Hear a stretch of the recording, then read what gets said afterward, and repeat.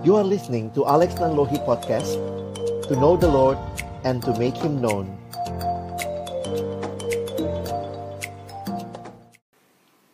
Malam hari ini kami kembali datang dalam ucapan syukur karena Tuhan, sungguh Engkau sudah begitu baik memelihara persekutuan kami selama sekian belas tahun. Dan juga Tuhan yang sendiri bekerja di dalam dan melalui kami untuk mengerjakan apa yang menjadi panggilan-Mu dalam hidup kami masing-masing. Dan kembali hari ini kami bersama-sama bersekutu, kami menaikkan pujian kami kepadamu, kami juga ingin mendengarkan firman-Mu. Firman yang kami percaya adalah pelita bagi kaki kami, terang bagi jalan kami, yang menuntun mengarahkan hidup kami. Bahwa semuanya adalah tentang Engkau bagi kemuliaan nama-Mu.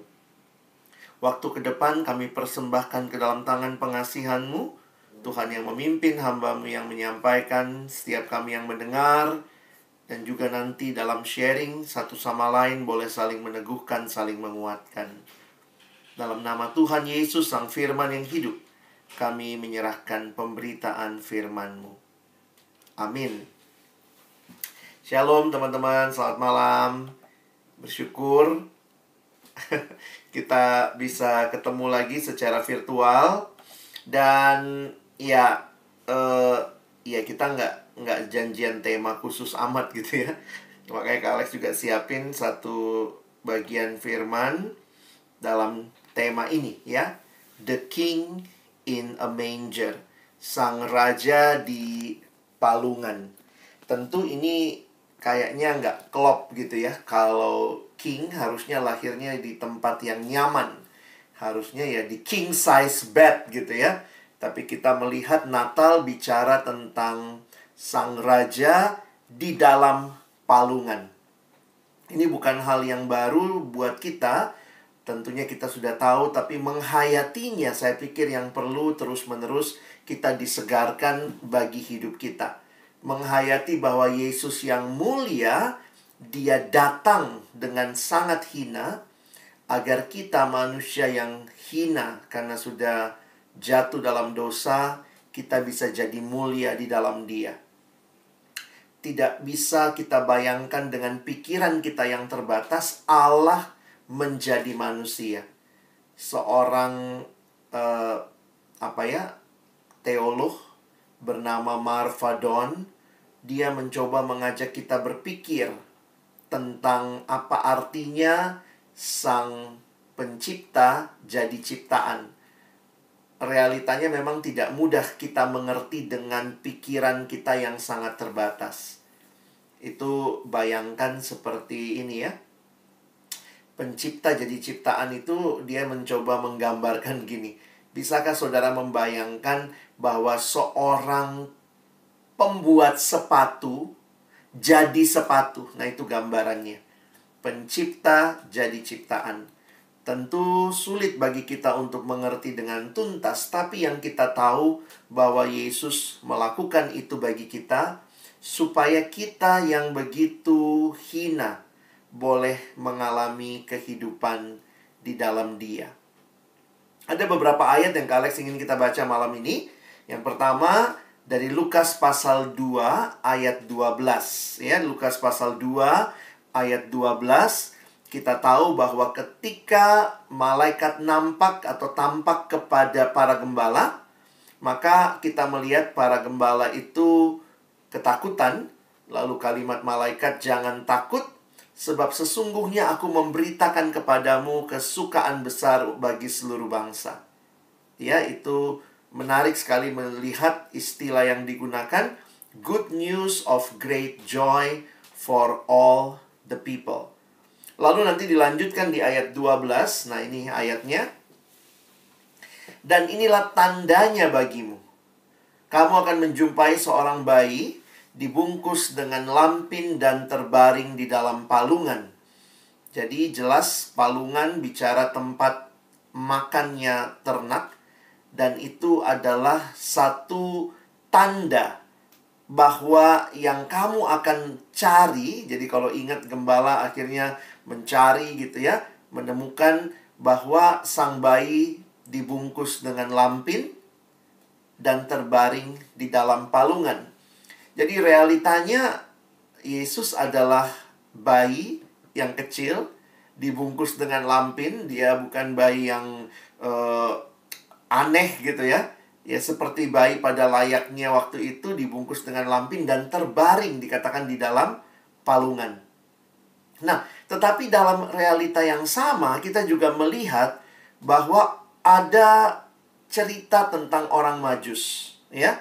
Di Matius pasal 2 ayat 1 sampai 3, saya ingin mengajak kita melihat begitu ya. Kalau tadi kita lihat realita dia bayi yang dibungkus dengan lampin terbaring di dalam palungan, tetapi siapakah dia sesungguhnya? Di dalam Matius 2 dicatat ayat 1, sesudah Yesus dilahirkan di Bethlehem di tanah Yudea pada zaman Raja Herodes, datanglah orang-orang Majus dari timur ke Yerusalem dan bertanya-tanya, di manakah dia, raja orang Yahudi yang baru dilahirkan itu? Kami telah melihat bintangnya di timur dan kami datang untuk menyembah dia. Ketika Raja Herodes mendengar hal itu, terkejutlah ia beserta seluruh Yerusalem. Perjalanan panjang yang dilalui oleh para Majus, memang dalam tradisi kita bilangnya 3 ya, tapi sebenarnya Alkitab tidak pernah menuliskan hanya 3 orang Majus. Tapi yang dituliskan 3 itu adalah persembahannya. Emas, kemenyan, dan mur. Jumlah orang Majusnya mungkin lebih dari 3 ya, tapi pasti tidak cuma 1. Karena kalimat yang dipakai di Alkitab itu jamak, plural ya. Nah, jadi yang menarik ketika orang Majus ini datang dari timur, mereka mengikuti bintang yang terang itu, kemungkinan mereka membaca kitab Taurat. Dan kalau kita perhatikan, ada bagian dalam kitab Taurat di dalam kitab Bilangan bahwa akan muncul bintang besar yang adalah bintangnya Yakub begitu ya. Menggambarkan raja yang lahir dari keturunan dari orang Israel. Karena itu jangan heran orang Majus ini datang ke pusatnya orang Israel, yaitu di Yerusalem. Nah, dan menarik, dia bertanya, di manakah raja orang Yahudi yang baru dilahirkan itu? Mereka datang tepat ke pusatnya orang Yahudi di Yerusalem, dan berita itu sampai kepada Herodes. Dan waktu Herodes mendengar, saya pikir juga mungkin Herodes kaget gitu ya. Teman-teman, kalau kita ingat raja, pada waktu itu raja itu kan memerintah, maka sesudah dia yang menggantikan itu anaknya, biasanya begitu. Jadi pertanyaan ini memang pasti cukup menggelisahkan karena mereka datang dan bertanya, di manakah raja orang Yahudi yang baru dilahirkan? Ya mungkin Herodes ngecek gitu ya. Dia cek istri-istrinya, siapa yang baru melahirkan ya? Nggak ada yang baru melahirkan.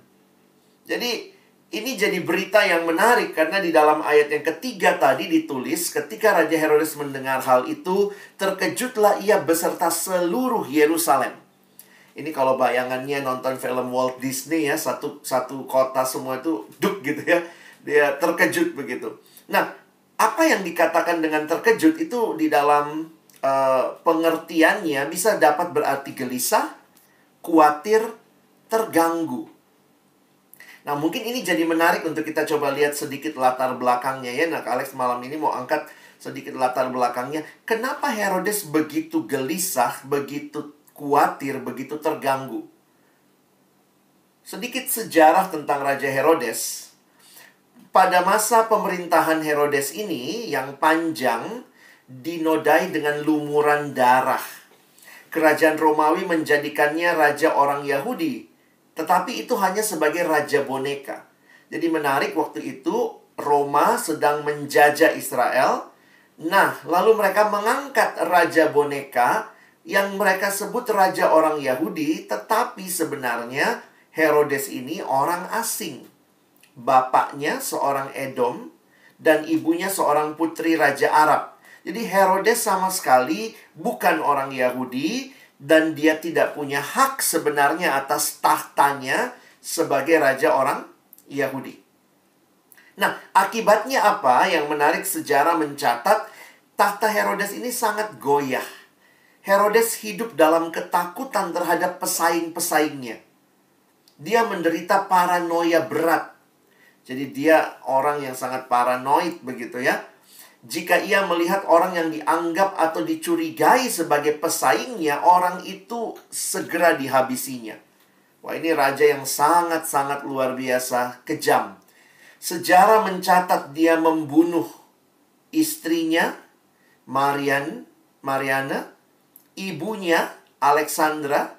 Dia bunuh ketiga putranya, Aristobulus, Alexander, dan Antipater. Dia membunuh lebih dari setengah anggota Sanhedrin. Sanhedrin itu kayak MPR-nya orang Yahudi, itu isinya kira-kira 70 orang. Dia bunuh lebih dari setengah anggota Sanhedrin. Dan dia juga membunuh banyak paman, saudara sepupu, dan kerabat dia lainnya. Ini raja yang sangat insecure ya, ngeri banget. Kalau kita melihat, bahkan dikatakan sebelum dia mati, menjelang kematiannya pun dia masih mengeluarkan perintah untuk membunuh anaknya. Karena dia masih takut tahtanya diambil. Sehingga dalam catatan sejarah, ada sejarawan namanya Yosefus. Yosefus misalnya mencatat begini ya. Dia menyebut Herodes itu monster yang tidak punya belas kasihan. Kaisar Agustus pada waktu itu mengatakan bahwa lebih aman menjadi babi Herodes ketimbang menjadi puteranya. Dan ini jadi menarik sekali untuk memperhatikan. Jadi bayangkan raja yang begitu insecure ini ketika datang orang Majus dan bertanya, di mana raja yang baru dilahirkan itu? Saya yakin banget dia belingsatan banget. Jadi reaksinya itu langsung reaksi yang wow, ada raja lain. Siapa yang mengancam tahta saya? Mungkin kita kalau baca sejarah ini kita bilang gila banget ya Herodes ya. Gila banget. Tapi sebenarnya reaksi Herodes ini bukanlah reaksi yang asing buat kita. Kenapa? Alex tulisnya gini ya. Reaksi Raja Herodes terhadap kehadiran Kristus sesungguhnya adalah cerminan kita semua manusia yang telah jatuh dalam dosa. Teman-teman, kalau dikatakan ada raja lain, saya pikir kalau bicara manusia di dalam dosa, kalau kita lihat sejak di Taman Eden, manusia merasa dirinya lah segala-galanya. Itu yang sebenarnya jadi akarnya dosa. Merasa diri saya lah segala-galanya. Manusia pikir dia rajanya. Dan manusia selalu lupa. Manusia berdosa selalu lupa bahwa dirinya bukan Allah. Dirinya bukan raja. Karena Allah disebut sebagai raja juga. Karena dia yang memiliki segala sesuatu, dia yang memerintah segala sesuatu. Manusia sejak di Taman Eden kejatuhannya sama. Merasa diri segala-galanya. Manusia mau jadi Allah. Manusia mau dialah yang mengatur hidupnya. Karena kalau kita melihat ada Allah, maka harusnya kita yang menyerahkan diri kita diatur oleh dia. Jadi reaksi Herodes sekali lagi sebenarnya ini reaksi dari semua kita manusia berdosa yang tentunya ketika kita dengar ada raja yang lahir. Saya mengutip kalimat dari Timothy Keller, dia mengatakan begini. Only one person can sit on absolute throne. Logikanya di tahta itu nggak mungkin ada dua raja yang duduk pangku-pangkuan lagi, nggak mungkin ya. Dalam konteks sejarah kerajaan, maka hanya satu raja yang boleh bertahta. Dan kalau dia true king, ya, Jesus is the true king, maka sebenarnya ini realita yang perlu kita sama-sama sadari. Saya simpulkan dengan kalimat ini ya. Kalau betul Yesus Raja, maka ketika kita rayakan Natal, kita menyambut Sang Raja di hati kita. berarti setiap kita harus turun tahta. Kalau yang lahir adalah raja di atas segala raja, dan dia saya sambut dalam hati saya, maka waktu saya merayakan Natal, saya harus turun tahta dan mengizinkan, membiarkan dia memerintah di tahta hatiku. Teman-teman yang dikasihi Tuhan, merayakan Natal itu tidak nyaman karena kita harus berhenti jadi raja atas diri kita. Kita harus membiarkan Dia Allah yang menjadi raja penguasa mengatur hidup kita. Bukan apa yang kita mau harusnya jadi utama, tetapi apa yang Dia mau karena Dia raja. Sehingga ya nyambung juga sama apa yang Abi pilih ya. It's all about you. Segalanya tentang Dia, bukan tentang saya. Kadang-kadang kita cuma mau Yesus itu dalam hidup seperti apa sih? Kalimat Timothy Keller dia lanjutkan, most people want Jesus as a consultant rather than a king. Kita cuma mau konsultasi, ada masalah datang sama Yesus, ada masalah datang sama Yesus. Tapi sudahkah kita memberikan seluruh ruangan yang utama di hati kita untuk Dia memerintah sebagai raja? Kadang-kadang kita kalau lihat status, kita like gitu ya, entah di Instagram, di Facebook. Tapi kalau kita benar-benar kenal Yesus, saya kutip lagi kalimatnya, Jesus cannot be just like. His claims make us either kill him or crown him. Kalau dia sungguh-sungguh raja, maka cuma dua kemungkinan. Kalau kita nggak mau dia memerintah, kita bunuh saja dia. Itulah yang orang Yahudi lakukan. Kill him. Tapi kalau dia sungguh-sungguh raja, then we have to crown him. Kita harusnya merajakan dia dalam hidup kita.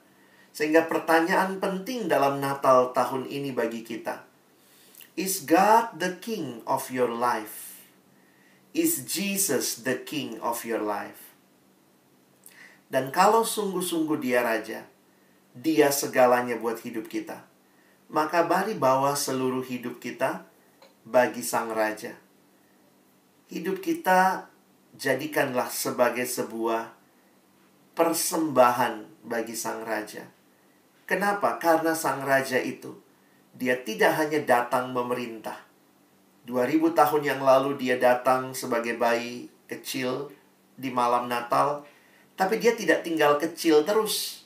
Dia bertumbuh, dia dewasa, dia kemudian menderita, mati di kayu salib menggantikan kita.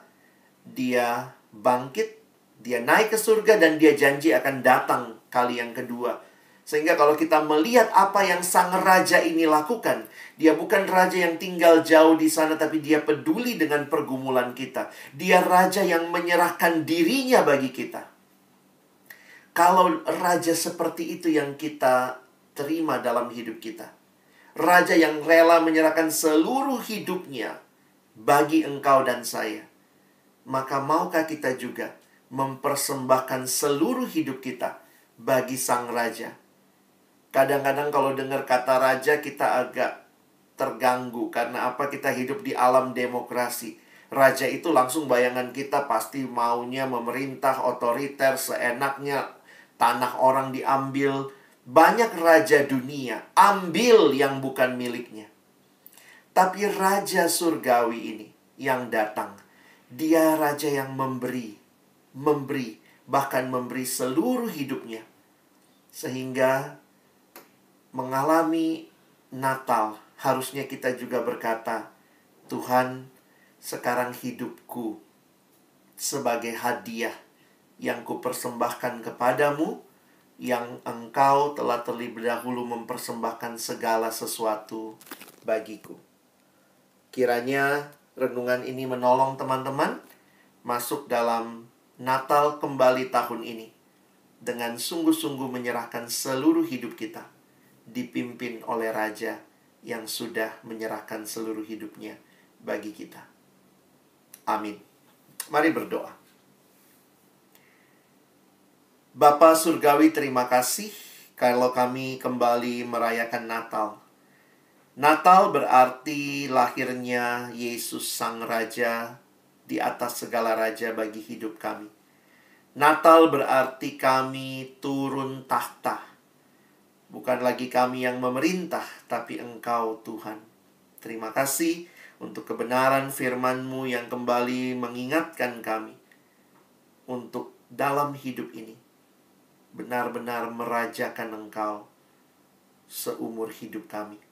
Terima kasih, tolong kami menyerahkan pergumulan keluarga kami, pergumulan perekonomian kami, pergumulan relasi-relasi kami, pergumulan di tengah dunia ini yang jatuh dalam dosa, di tengah pergumulan dunia yang menghadapi corona, di tengah pergumulan kami ingat bahwa ada raja di atas segala raja yang lahir di palungan, yang berjanji Dia tidak akan meninggalkan kami. Engkaulah Sang Immanuel yang menyertai perjalanan kami. Terima kasih Tuhan, karena janji-Mu, kehadiran-Mu dalam hidup kami itu cukup bagi kami untuk melangkah dengan penuh keberanian, dengan penuh penyerahan diri kepada Tuhan. Tolong kami bukan cuma jadi pendengar firman, mampukan kami jadi pelaku-pelaku firman-Mu. Dalam nama Yesus kami berdoa. Amin.